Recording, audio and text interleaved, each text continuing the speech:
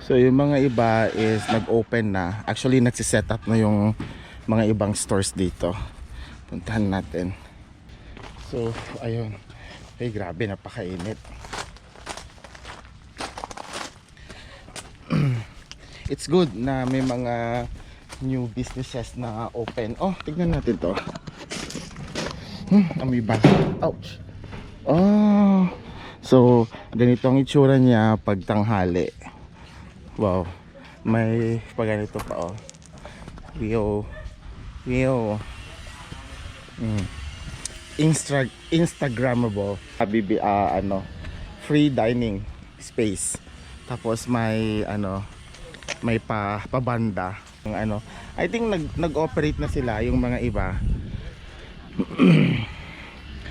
If may chance mamayang gabi, puntahan natin to para makita natin yung ambience niya sa gabi. Ito open na siya oh.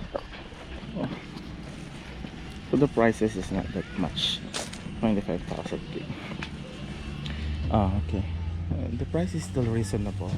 Look, that's 130,000. Okay. Still, that's okay. Nice, right? It's very nice. May bagong tambayan dito sa may lake. Muna while waiting dun sa pinapainit kong tubig. Sunday. Good morning. So kinuha ko yung order ko sa Pinoy na nagtitinda. This is hopya and spaghetti. So tamang-tama kasi nagkakape ako, kaya gising ko lang. Nagpe-prepare din ako papunta ng church. Wala akong food. So ito, this is spaghetti and this is hopya. So tingnan natin kung masarap. Okay? This is the spaghetti. Let's see. Oh wow. Okay. Let's try.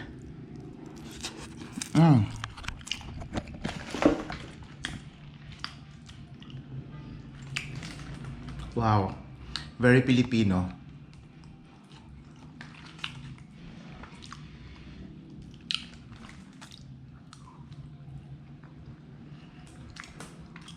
Let's try the hopya.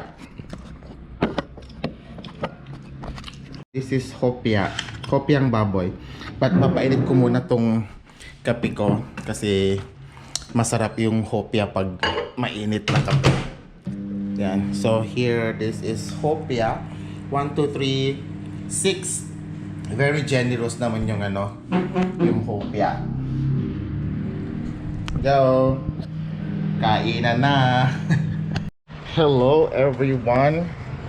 Happy Valentine's Day. Wait.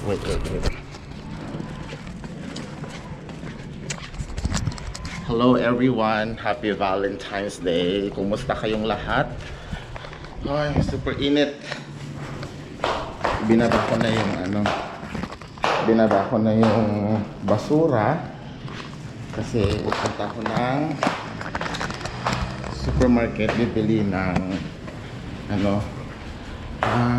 tawag lang, sasahog sa tinola kasi I'm craving for sabaw because sabaw is life. Tapon ko muna tong basura. So nandito na ako sa may bilihan. Bili muna ako ng deodorant. Ito lang yung deodorant nila. Facial wash wala din. Actually matagal ko nang gustong bumili ng ng pabango. Ito yung gusto ko, Adidas. 150, 125,000 kip. Okay. So walang deodorant. Baka sa ibang na lang ako supermarket pumunta.